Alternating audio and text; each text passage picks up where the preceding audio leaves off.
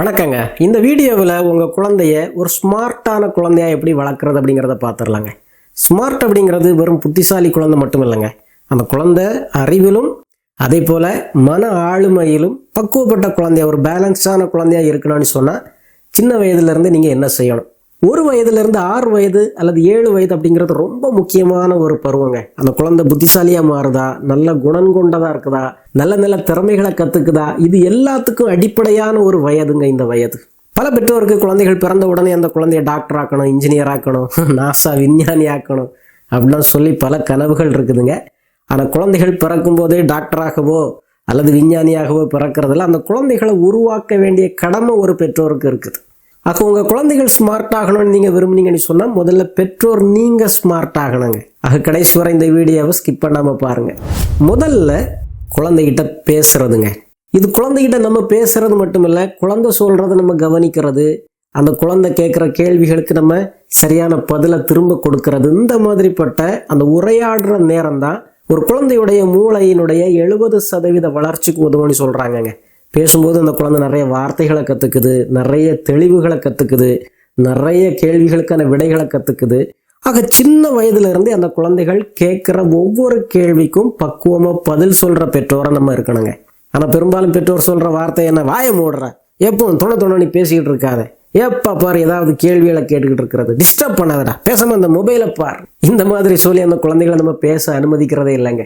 குழந்தை பிறந்ததுலேருந்து 7 வயது வரைக்கும் அந்த குழந்தையுடைய மூளை நிறையவற்றை கற்றுக்கிறதுக்கு ஆர்வமாக இருக்காங்க. இந்த வயசில் தான் குழந்தை நிறைய தேடும், க்ரியேட்டிவாக திங்க் பண்ணும், உங்கள்கிட்ட நிறைய கேள்விகள் கேட்கும். உங்கள் குழந்தை வானம் எதுக்குப்பா நீளமாக இருக்குது அப்படி சொல்லி கேட்டுதுன்னா, போடா எனக்கு எங்கே தெரியும், அல்லது கூகுளை பார், இந்த மாதிரி சொல்லாமல் நீங்களே அதை தேடி ஒரு பதிலை கண்டுபிடிச்சி அந்த குழந்தைய ஒரு நாள் வெளியே கூட்டிகிட்டு போய் வானம் ஏன் நீளமாக இருக்குதுன்னு சொன்னால், சூரிய ஒளி அந்த வளிமண்டலத்தில் விழும்போது ரெண்டும் சந்திக்கிற அந்த இடத்துல நீல ஒளி கதிர்கள் அதிகமாக உருவாகுது, அதனால தான் வானம் நீளமாக தெரியுது அப்படி சொல்லி கொடுத்தீங்கன்னு சொன்னால் அந்த குழந்தை ஆச்சரியமாக இந்த பிரபஞ்சத்தை பார்க்குங்க. ஆக அந்த குழந்தைக்கு இந்த மாதிரி ஒவ்வொரு கேள்விக்கும் நீங்கள் பதில் சொல்லி விளக்குற பெற்றோராக இருந்தீங்கன்னு சொன்னால் நாளடைவில் அந்த குழந்தைக்கு எவ்வளவு தெளிவு, எவ்வளவு விடைகள் கிடைக்குங்க. ஆக அந்த குழந்தை ஃபார்மலாக பள்ளிக்கூடத்துக்குள்ளே நுழையிறதுக்கு முன்னாலே பல விஷயங்களை தெரிஞ்ச குழந்தையா இருக்காங்க. ஆக இது வெறுமனே உங்கள் குழந்தையுடைய மூளையை வளர்க்குறதுக்கு மட்டும் இல்லைங்க, உரையாடுறது அப்படிங்கிறது உங்களுக்கும் குழந்தைக்கும் இடையே ஒரு பந்தத்தை வளர்க்குது. அந்த குழந்தையுடைய உணர்வை நீங்கள் புரிஞ்சுக்கிட்டதாக காமிக்கிறீங்க. அந்த குழந்தை சொல்கிறத கவனிக்கும் போது நான் முக்கியமான ஆள் தான் அப்படிங்கிற ஒரு உணர்வு அந்த குழந்தை பெற்றுக்குது. அதனால் ஒரு நாளைக்கு 15 நிமிடமாவது எவ்வளவு பிஸியாக இருந்தாலும் குழந்தைகிட்ட பேசுங்க. குழந்தை கேட்குற கேள்விகளுக்கு பொறுமையாக பதில் சொல்லுங்கள். ஏதாவது தப்பு செய்துட்டீங்கன்னா சாரி சொல்லுங்கள், தேங்க்யூ சொல்லுங்கள். இந்த மாதிரி வார்த்தைகளை அதிகமாக பயன்படுத்துறது உங்கள் குழந்தைய கண்டிப்பாக ஸ்மார்ட் ஆக்குங்க. 2வது, பல வீடுகளில் நடக்காதது, நம்ம குழந்தைகளுக்கு பழக்கப்படுத்தாதது வாசிக்கிற பழக்கங்க. நம்ம வீட்டில் எதுக்கு எவ்வளவு நேரம் கொடுக்குறோம் அப்படிங்கிறத ஒரு பர்சன்டேஜ் போட்டு பார்த்தாலே தெரியும். புத்தகங்களுக்கு எவ்வளவு நேரம் கொடுக்குறோம் அப்படி சொல்லி, டிவிக்கு எவ்வளோ நேரம் கொடுக்குறோம், மொபைலுக்கு எவ்வளோ நேரம் கொடுக்குறோம், புத்தகத்துக்கு எவ்வளோ நேரம் கொடுக்குறோம்னா பல வீடுகளில் புத்தகங்களுக்கு கொடுக்குற நேரம் 0ன்னு தான் இருக்குங்க. ஆக எந்த விதத்துலையும் புத்தகத்தை நம்ம வாசித்து பழகாத ஒரு குடும்பமாக இருந்தோன்னு சொன்னால் அதை பார்த்து வளர்கிற குழந்தைக்கு புத்தகம் அப்படிங்கிறது ஒரு அந்நியனாக தான் தெரியுங்க. ஆக பள்ளிக்கூடத்துக்கு போன உடனே புத்தகத்தை எடு, பாடத்தை எழுது அப்படிங்கும்போது அந்த குழந்தைக்கு தான் வீட்டில் நம்ம அதை பழக்கப்படுத்தவே இல்லையே. அந்த குழந்தைக்கு ஒரு கதையை சொல்லி கொடுக்கறதுக்கு அல்லது பாட்டு சொல்லி கொடுக்கறதுக்கு எப்பவும் மொபைல் எடுத்து காமிக்கிறோம் அல்லது டிவியை போட்டு காமிக்கிறோம். ஆக அந்த குழந்தைக்கு அதுதான் முக்கியம் அப்படிங்கிறது மனதில் பதிஞ்சிருந்துங்க சின்ன வயசுலேயே. ஆக அந்த குழந்தைக்கு வாசிக்க தெரியுதோ, சொல்கிறது புரியுதோ, எதுவாக இருந்தாலும் அந்த புத்தகத்தை காமிச்சு அந்த குழந்தைக்கு கதை சொல்கிறத அல்லது சில பாடங்களை சொல்லி கொடுக்குறத, படங்களை காமிச்சு கொடுக்குறத ஒருபோதும் கைவிடக்கூடாதுங்க. ஒரு நாளைக்கு ஒரு 20 நிமிடமாவது உங்கள் குழந்தைக்கு புத்தகத்தை காமிச்சு நீங்கள் கதை சொல்கிறீங்க, படத்தை காமிச்சு கற்றுக் கொடுக்குறீங்கன்னு சொன்னால் அந்த குழந்தைக்கு மற்ற குழந்தைகளை விட அதிகமான வொக்காபுலரி, வார்த்தை களஞ்சியம் பெருகுங்க. அந்த குழந்தையுடைய கற்பனை வீரியம், அந்த குழந்தையுடைய நினைவாற்றல் அதிகமாகும்.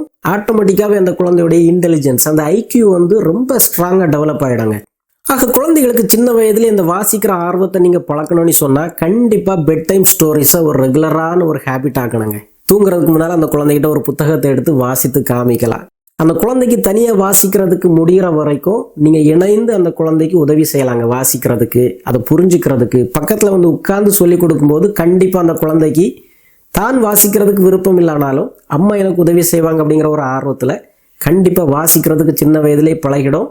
கண்டிப்பாக வளர வளர பெரிய புத்திசாலியாக மாறிடாங்க.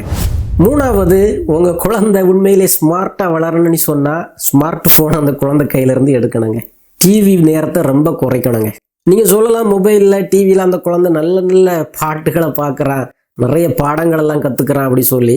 கண்டிப்பாக இல்லைங்க. அறிவியல் சொல்லுது, குழந்தையுடைய கவனத்தை சிதறடிக்கிறதுல முக்கிய இடம் பிடிக்கிறது இந்த மொபைலும் டிவியும்.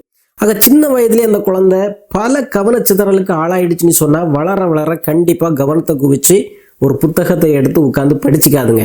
ஆக நம்ம அறியாமலே குழந்தைக்கு நிறைய நேரம் டிவியை மொபைலை காமிச்சு புத்தகத்திலேருந்து அந்நியப்படுத்திடுறோம், மெமரியை சுத்தமாக லாஸ் பண்ணிடுறோம், கவனச்சிதறலை உண்டாக்கிடுறோம். ஆக கண்டிப்பாக அது பள்ளிக்கூடத்தில் நுழையும் போது இது எல்லாமே புதுசாக தெரியுதுங்க. ஒரு இடத்துல உட்கார்ந்து ஒரு பாடத்தை, ஒரு புத்தகத்தை கவனத்தை குவிச்சு படிக்கணும் அப்படிங்கிறதுக்கு அந்த குழந்தையுடைய மூளை பழக்கப்படவே இல்லை. ஆக அந்த குழந்தை அதை வெறுக்க ஆரம்பிக்குங்க. ஆக வீட்டில் எவ்வளவு ஸ்க்ரீன் டைமை கம்மி பண்ண முடியுமோ கம்மி பண்ணிவிட்டு அந்த குழந்தை ஒரு இடத்துல உட்கார்ந்து கவனத்தை குவிச்சு செய்கிற வகையில் நீங்கள் போர்டு கேம்ஸோ அல்லது பொம்மைகளை வச்சு விளையாடுறதோ அல்லது வண்ணம் தீட்டுறதோ அல்லது முத்துக்களை கோர்க்கிறதோ இந்த மாதிரி கவனத்தை குவிக்கிறதுக்கான நிறைய விளையாட்டுக்களை நம்ம தனியாக ஒரு வீடியோவாகவே பண்ணியிருக்கிறோம். ஆக இந்த மாதிரி கவனத்தை குவிக்கிற மாதிரி விளையாட்டுகள் அந்த குழந்தைகளுக்கு சின்ன வயதிலே கொடுக்கும்போது தான் அந்த குழந்தையுடைய கவனம் மேம்படுமே தவிர மொபைலையும் டிவியும் அதிகமாக எக்ஸ்போஸ் பண்ணிங்கன்னு சொன்னால் கண்டிப்பாக அந்த குழந்தை ஒரு ஸ்மார்ட்டான குழந்தையாக வளர்கிறதுக்கு வாய்ப்பே இல்லைங்க. நாலாவது, உங்கள் குழந்தை உண்மையிலே ஸ்மார்ட்டாக இருக்கணும்னு சொன்னால், புத்தியில் மட்டுமில்லை மனதிலேயே ஸ்மார்ட்டாக இருக்கணும்னு சொன்னால் உங்கள் குழந்தைக்கு நிறைய பாசத்தை கொடுக்கணுங்க. அந்த குழந்தைக்கு உணர்வு பூர்வமான அன்பை கொடுக்கணும். நீங்கள் நினைக்கலாம், என் குழந்தைக்கு நான் இவ்வளவு ஃபீஸ் கட்டுறேன், இப்படி ஒரு பெரிய ஸ்கூலில் கொண்டு போட்டிருக்கிறேன், அந்த குழந்தைக்கு நிறைய எக்ஸ்ட்ரா கரிக்குலர் ஆக்டிவிட்டீஸுக்கு நிறைய அகாடமிகளில் சேர்த்து விடுறேன், நான் நல்ல பெற்றோர் தானே நீ சொல்லலாம். இதெல்லாம் கடைசியில் வரங்க. முதல்ல நல்ல பெற்றோர் அப்படி சொன்னால் உங்கள் குழந்தைக்கு நிறைய அன்பு கொடுக்கணும், பாசமான நேரம் கொடுக்கணுங்க. இதுதான் ரொம்ப முக்கியம்.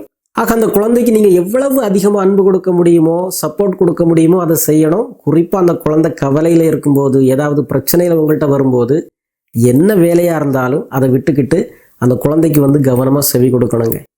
டீச்சர் இன்னைக்கு என்னை திட்டாங்க அப்படி சொல்லி அந்த குழந்தை அழுதுகிட்டே வரும்போது, போடா போய் உட்காந்து படிக்காமல் போனீங்கன்னா திட்ட தான் செய்வாங்க. இந்த மாதிரி அந்த குழந்தையுடைய அந்த உணர்வை மதிக்காமல் பேசிக்கிட்டே இருந்தீங்கன்னு சொன்னால் அந்த குழந்தை ஒரு ரோபோவாக தான் வளரும். படிக்குமா இருக்கும் பயந்து, ஏன்னா படின்னு சொல்கிறீங்க. ஆனால் இந்த ஆளுமை கிடைக்கல பாருங்க, உணர்வு கிடைக்கல பாருங்க. ஆக உணர்வு காட்டாத, அடுத்தவங்களை மதிக்காத, அன்பில்லாத குழந்தை எப்படி ஒரு ஸ்மார்ட் குழந்தைய மாற முடியுங்க? ஆக அந்த குழந்தைய அரவணைச்சு, என்னடா சிக்கண்ணா சொல்லுடா அப்படி சொல்லும்போது அந்த குழந்தை தனது உணர்வை உங்கள்கிட்ட திறந்து சொல்லுது, மனதில் கிடக்கிற பாரங்கள் குறையுது. அப்போதான் அந்த குழந்தை நிம்மதியாக உட்காந்து படிக்கிறதுக்கு வாய்ப்பாக இருக்காங்க. படிக்கிறது மனதில் பதியும், நினைவாற்றல் வளரும். உணர்வு கொந்தளிப்பில் இருக்கிற குழந்தை படிக்கிற எதுவுமே புரிஞ்சிக்காது, மனதில் தங்காதுங்க. ஆக குழந்தைக்கு நீங்கள் கொடுக்குற இந்த உணர்வு பூர்வமான அன்பு, குழந்தை உங்கள்கிட்ட இருந்த அன்பையும் கற்றுக்குது. அந்த அன்பை வாங்கி அதை ஒரு ஆதாரமாக எடுத்துக்கிட்டு அந்த குழந்தை அறிவில் வளர்கிறதுக்கும் வாய்ப்புகள் அதிகமாகுங்க. அஞ்சாவது, நான் திரும்ப சொல்கிறது தாங்க, ரோல் மாடல். உங்கள் குழந்தை ஸ்மார்ட்டாக இருக்கணும்னு சொன்னால் பெற்றோர் நீங்கள் முதல்ல ஸ்மார்ட்டாக இருக்கணும். நீங்கள் முதல்ல மொபைல் ஃபோனை கீழே வைக்கணும், புத்தகத்தை எடுக்கணும், நல்ல பக்குவமாக பேசணும்.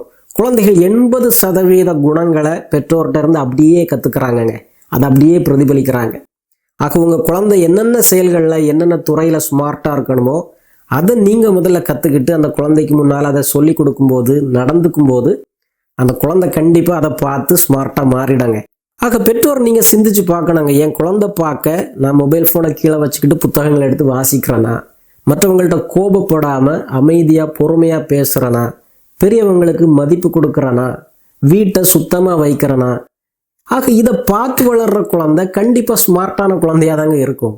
சட்டியில் இருந்தால் தானே அகப்பையில் வரணும்னு சொல்கிறாங்க. ஆக நீங்கள் எப்படிப்பட்ட குணங்களை உங்கள் வீட்டில் வச்சிருக்கிறீங்களோ, குழந்தைக்கு காட்டுறீங்களோ, அதை தான் அந்த குழந்தை எடுத்து தன்னை வடிவமைச்சுக்கோங்க. ஆக வேகமாக இதை ரீகாப் பண்ணிடலாங்க. உங்கள் குழந்தை ஸ்மார்ட்டான ஒரு குழந்தையாக மாறணும்னு சொன்னால் முதல்ல அந்த குழந்தையோட நிறைய நீங்கள் பேசணும். அந்த குழந்தைக்கு வாசித்து காமிச்சு வாசிக்கிற ஆர்வத்தை தூண்டணும். அந்த குழந்தையுடைய ஸ்க்ரீன் நேரத்தை கண்ட்ரோல் பண்ணணும். அந்த குழந்தைக்கு உணர்வு பூர்வமான அன்பை கொடுக்கணும். அந்த குழந்தைக்கு ஒரு நல்ல முன்மாதிரியாக இருக்கணுங்க. இதை ஒரு பெற்றோரை நீங்கள் செய்தீங்கன்னு சொன்னாலே உலகத்தில் எந்த பள்ளிக்கூடமும் உருவாக்காத ஒரு ஸ்மார்ட் குழந்தைய வீட்டிலையே பெற்றோர் நீங்கள் உருவாக்க முடியுங்க. ஆக இந்த வீடியோ பயனுள்ளதாக இருந்ததுன்னு சொன்னால் மற்ற பெற்றோருக்கும் அனுப்பி கொடுங்க. இன்னும் ஒரு நல்ல வீடியோவிலே விரைவிலே சந்திப்போம். நன்றி.